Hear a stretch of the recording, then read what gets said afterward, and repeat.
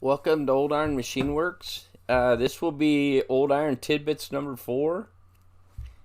And in this video, I'll start by repairing a pulley that belongs to a friend and co-worker on a Sterling drill press. You can see that little busted ring area was the only thing that held that pulley to the taper section.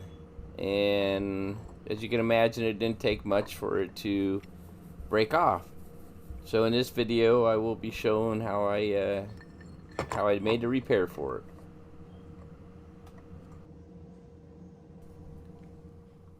And here's a couple pictures that my friend sent me after he got the pulley back on and running. The taper in the pulley just sets right over the spindle shaft, and then there's just a nut that tightens it down. Here I got the pulley chucked up in the lathe, and I'm just making a really light skim cut on that board just to make sure it's running true with the pulley.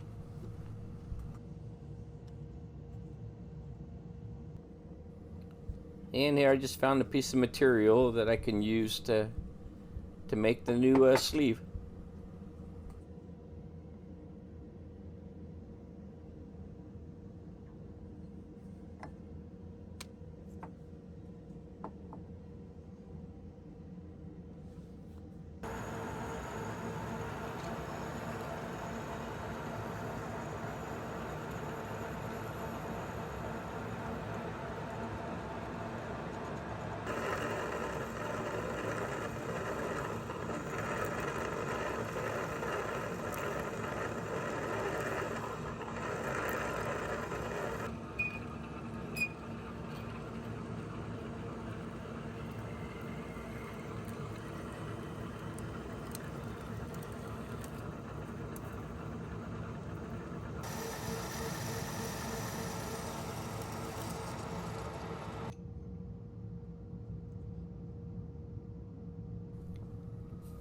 Here I found the tapered pilot that fit the original taper pretty nice, and I just stuck it in the hole of the new bushing, bringing up the tailstock, and then I'll run the dial indicator on the taper to set my compound.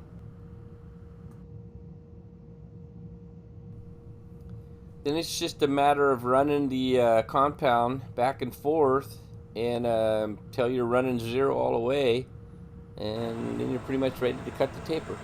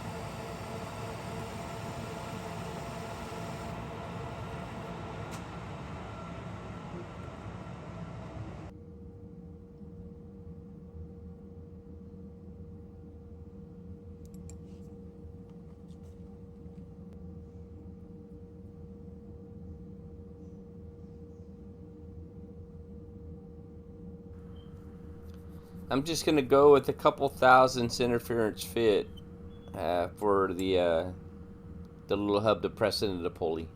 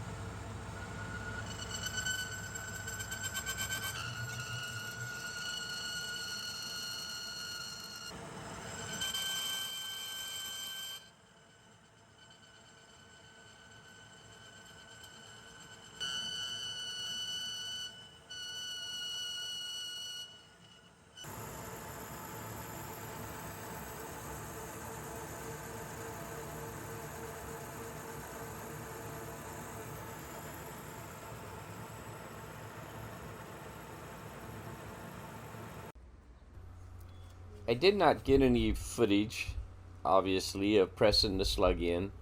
But with the interference fit and a little Loctite, I just pressed it in and it's ready to go back to work.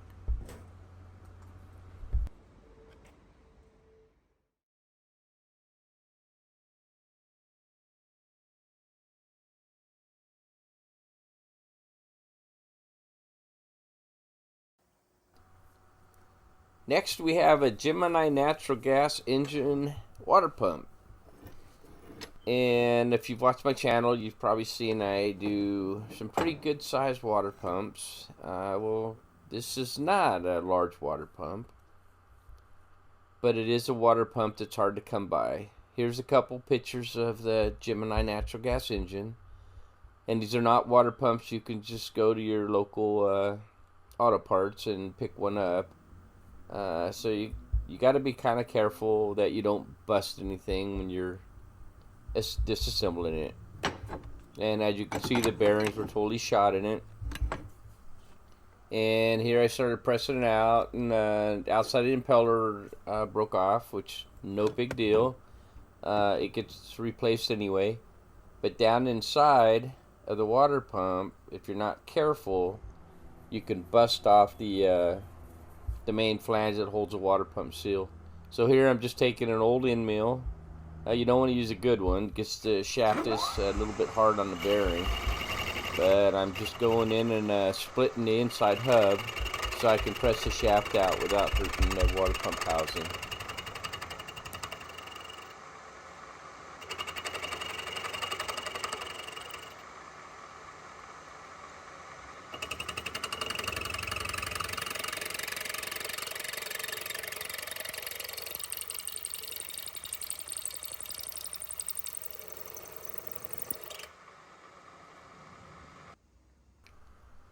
By going in and splitting it, and you can see where I took it right to the shaft, you've pretty much eliminated any really tight press fit it would have.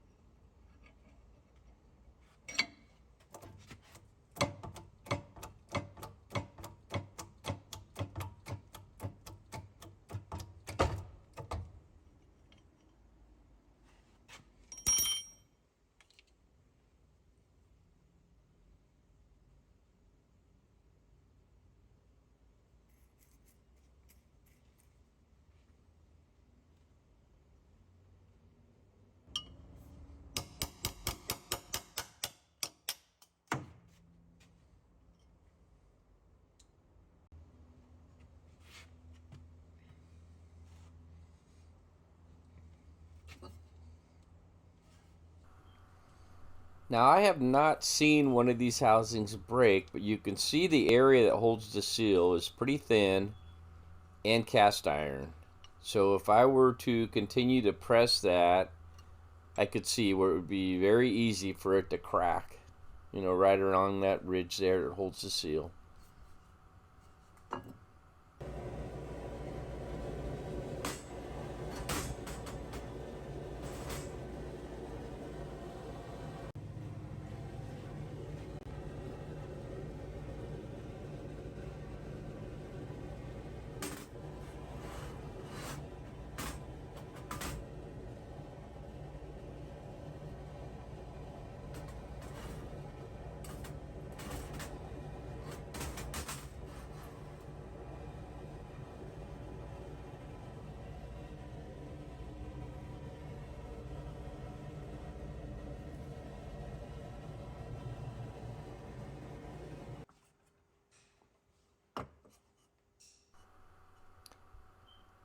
I've talked about this in other videos, but you can see where the bearing drops in. It doesn't flop around, but it also does not have an interference fit. So I'm just putting a little dab of some Loctite there. And what the Loctite will do is, if that bearing fails, Hopefully the balls will disintegrate, the inside shaft will get messed up, but the outside part of the bearing will not spin in a housing and ruin the housing.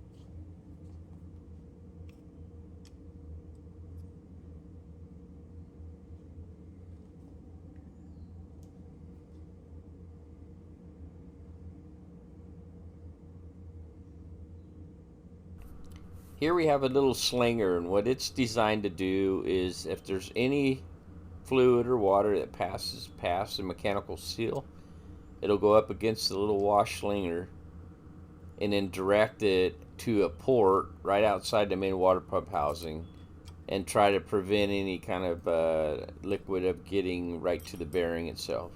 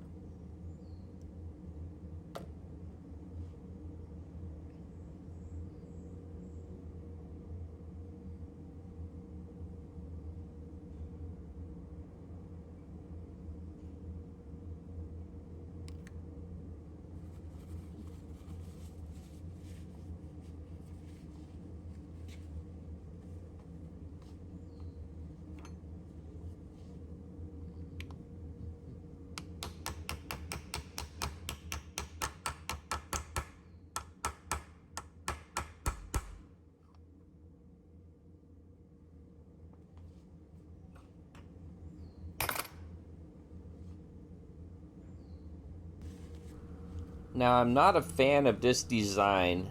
Normally, with a mechanical water pump seal, you have the mechanical seal, which normally would be made out of some kind of a carbon, and it'll seat up against either a carbide seat or a ceramic seat. In this case, what they're doing is they're using the end of the impeller itself for the other half of the seat for the mechanical seal. It seems to work, but I'm not a huge fan of that style.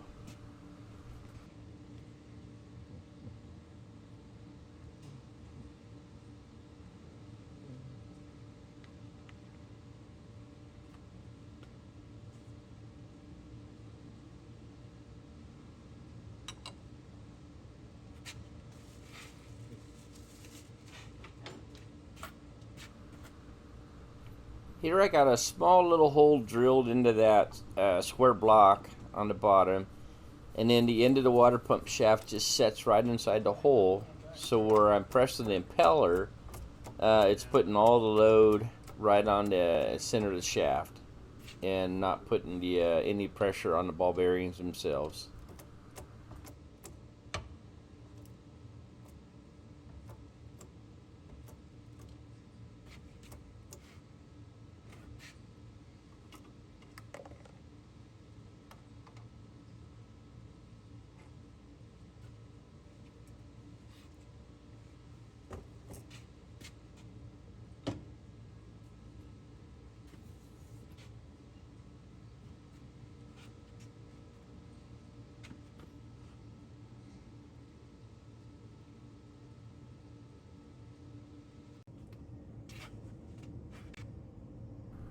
Here we'll press the shaft in all the way to where it's flush with the end of the pulley.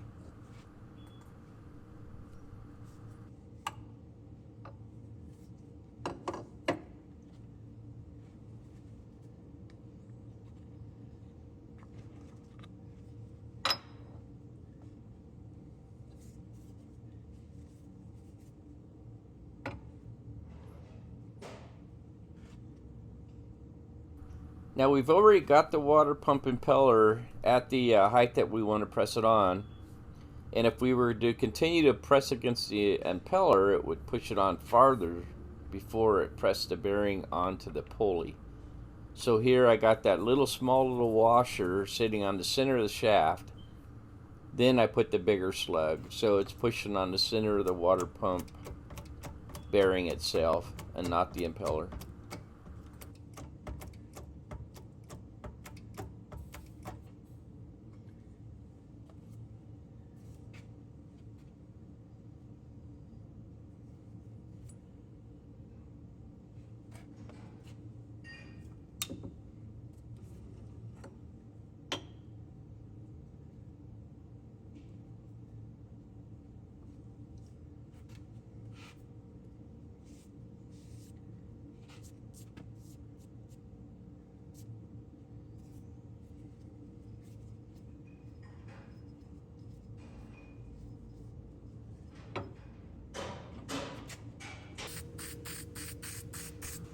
And putting a little paint on it, or should I say primer, and ready to go back to the customer.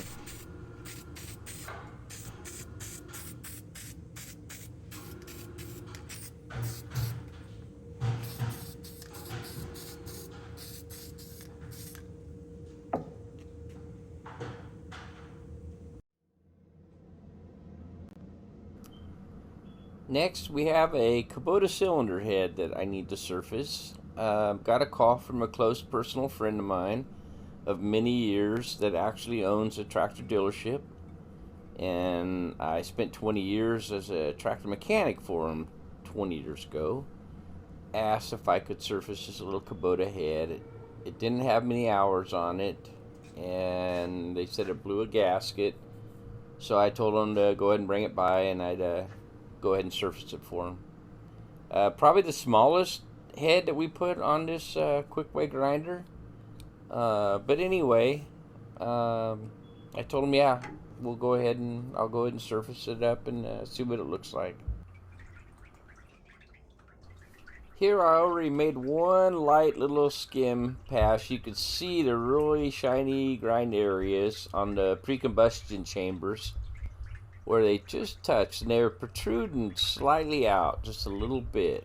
I don't know if that was the cause of the gasket blowing out or not, but I'm going to go ahead and surface it down and clean that up.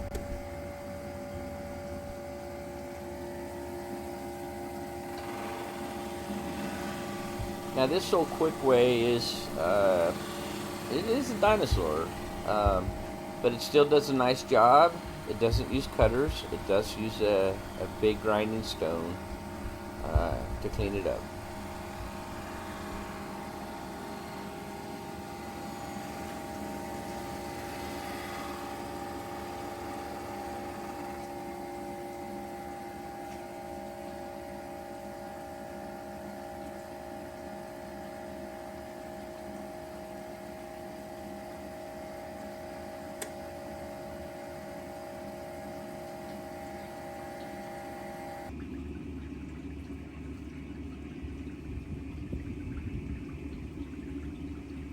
That pass was anywhere from 1 to 1.5 thousandths off, and it almost cleaned it up. So one more light pass should do it.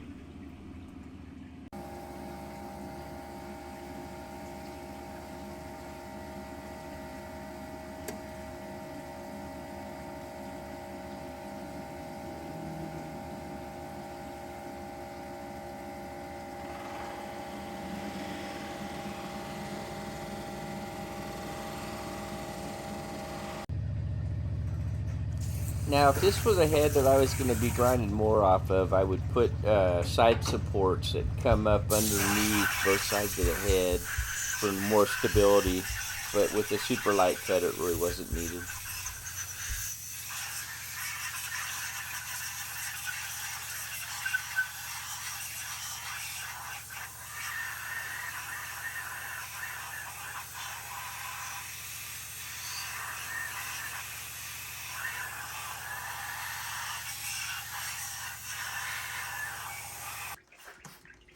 Now, to prevent any kind of flash rusting, what I'll do is while there's still a little moisture on the head from rinsing it off, I'll go ahead and squirt my anti-rust on it. WD-40 works great too. And then go ahead and finish blowing it off.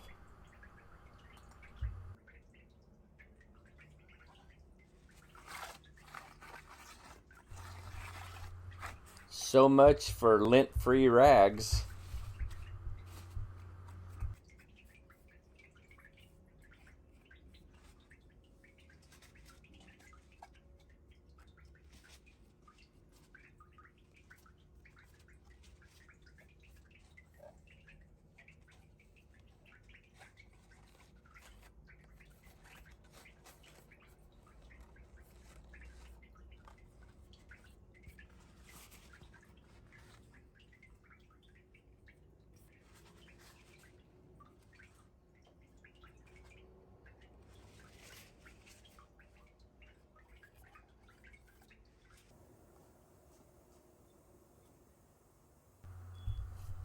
Now, as I said earlier, this head did not have hardly any hours on it at all.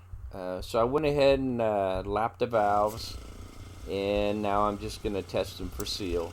There's lots of people with different ways of testing how good it seals, but to me, a vacuum test is definitely in my opinion, the best way to test it.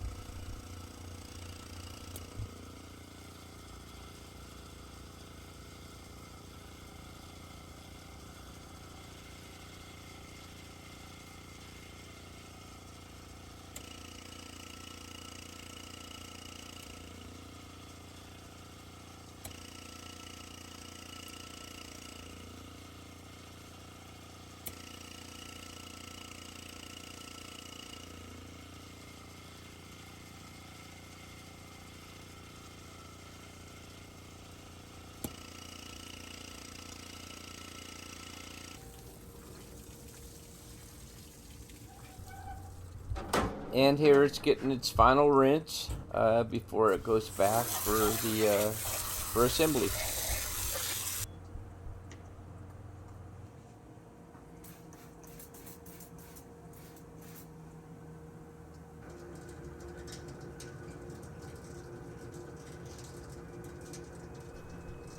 Now there's quite a few people that seem to think 20 minutes is plenty long enough for a video, and I kind of agree with them. But anyway, I do have a lot of little miscellaneous tidbit content, so I am going to make this video a little longer.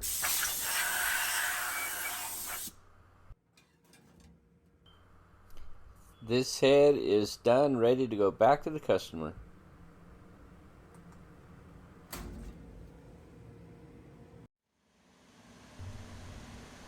Here you can see the overhead hoist in this building. And a few months ago, I was out swapping a head out with one of the coworkers and noticed that one of the controls was hanging up. And it's not a good situation when you're trying to lift a head on or off, and then all of a sudden the hoist doesn't stop. So in this video, I will be just straightening out the shaft on that little plunger so it doesn't hang up.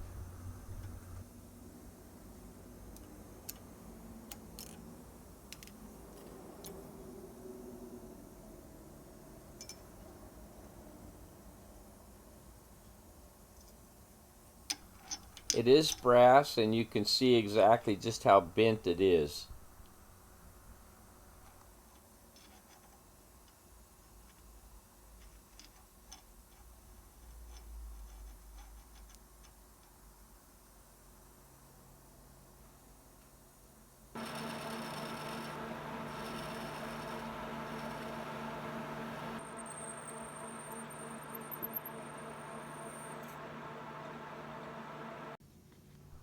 I find the best way to straighten shafts like this, or just go ahead and just machine you a nice precision hole, and then just start using it as a guide as you start working it in, and just kind of tap it back and forth and back and forth.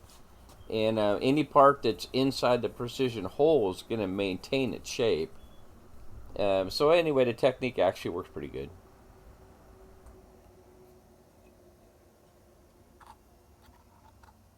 Now, I'm a huge fan of this material here. We get it from Sunnin, and it's for anything with a press fit. Helps keep the galling down.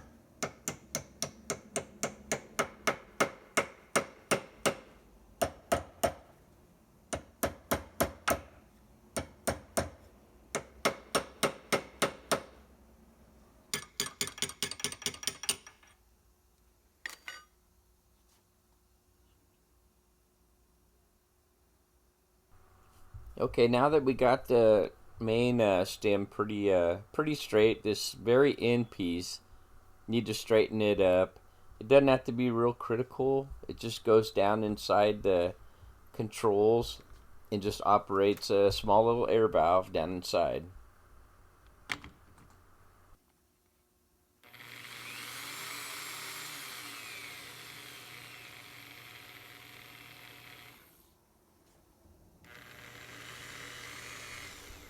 As you can see, it still has a little bit of run out, but that portion doesn't mean anything. That little small little rod where it fits inside has lots of clearance.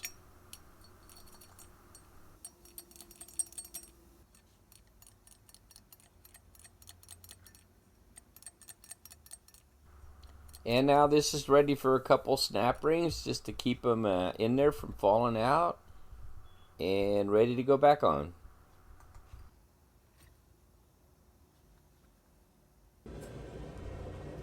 Next up, I need to make a little thrust plate for an 855 small cam Cummins engine. At work, one of the co-workers is piecing together an engine out of several miscellaneous parts from different engines, so it can go out and pump water for a farmer. And anyway, we ended up with a clearance situation for the thrust washer for the cam. And so anyway, I decided to just make a new cover for it.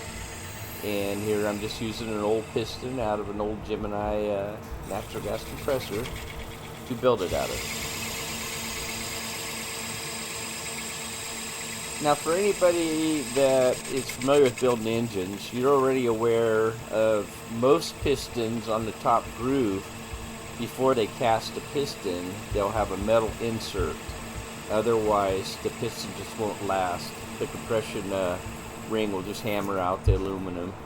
So here you can see the shiny part where I'm machining the piston down. You can see the remnants of the metal sleeve.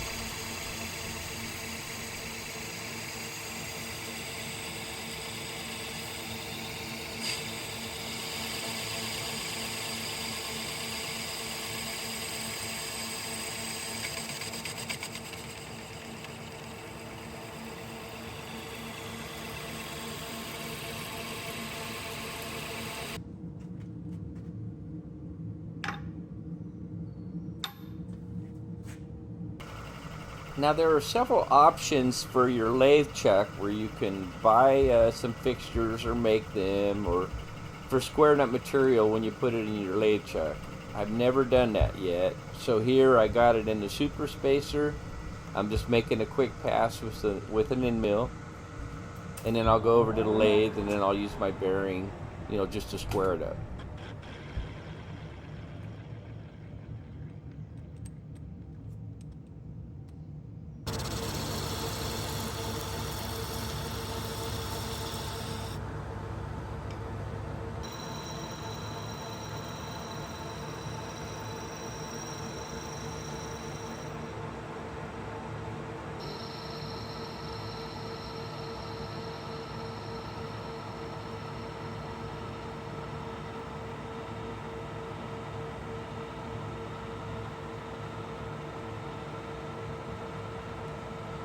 Alright, here you can see the wear areas, and then they got channels that you can, the oil has a place to squish out to when the cam comes up against it.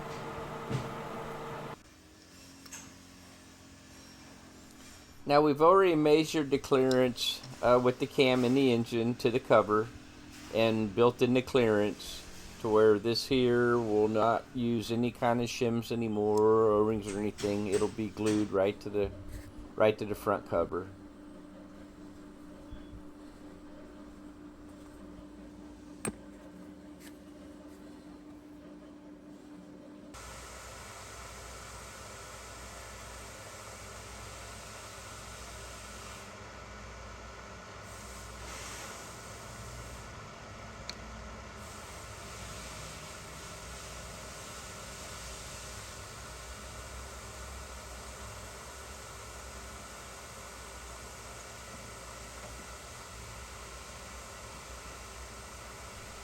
Now these are the grooves that prevent any kind of hydraulic action going on, to where whenever the cam moves back and forth and comes up against it, it's got a place for the oil to go. Okay, here the next thing I got is those holes are not 180 apart, and I don't know how many degrees apart they are. And the thing about the super spacer with a 3-jaw, regardless of the diameter, it's always going to keep the center dimension the same to the cutter. So what I'm going to do is put the old original one in there, line the cutter up with the hole, and then crank it over to the next hole, and that will give me how many degrees apart the holes are. And then from there I'll just pop that one out, pop the other one in, and bore my holes.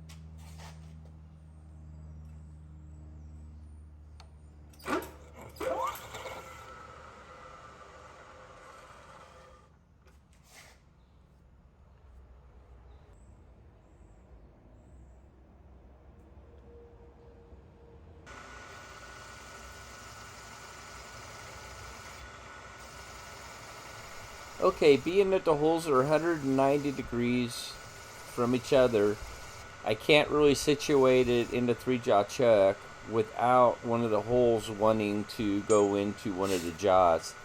So on the very first hole, I did not go all the way through. I crank around to my 190, bore my hole, and then I'll just loosen it up, twist it to where the end mill starts in the hole to finish the hole. And as you can see, when I'm dealing with aluminum, I probably use end mills more for drills than I actually do drill bits.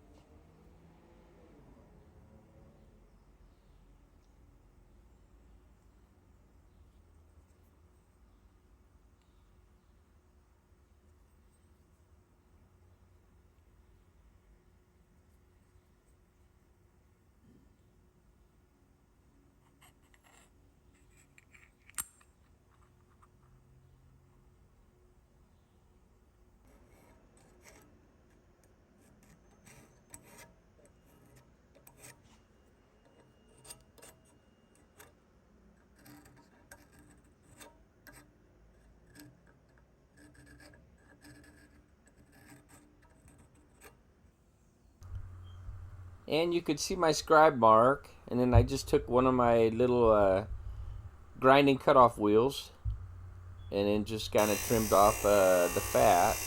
And then here I'm on the disc sander, just kind of finishing it off.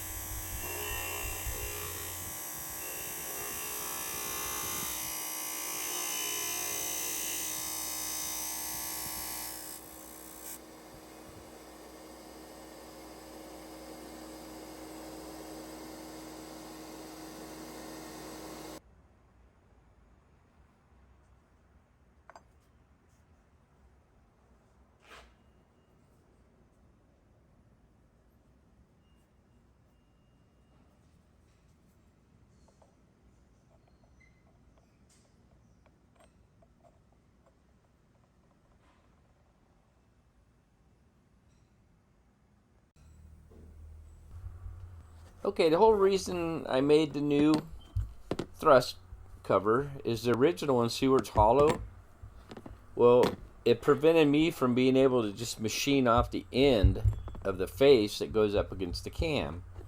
And they're designed where you can either add shims or take shims away.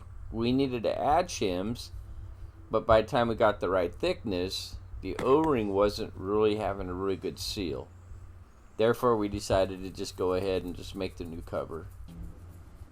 And on the camshafts themselves, they have a thrust washer between the cam and the gear, you know, where it slides in, and the angle of the teeth on the gear always pull the cam up against the thrust. This plate just kind of keeps it from fluttering, you know, if it ever does want to come up against the cover, it just gives a pad for it to make contact with.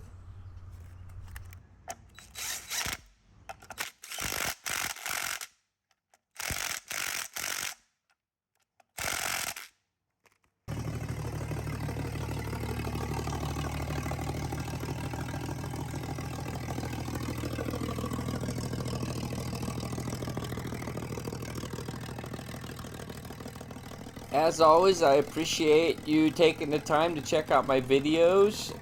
Feedback's always welcome. If you're not a subscriber and you like this kind of content, hit the subscribe button. Thumbs up are always nice. And once again, I appreciate you taking the time to watch.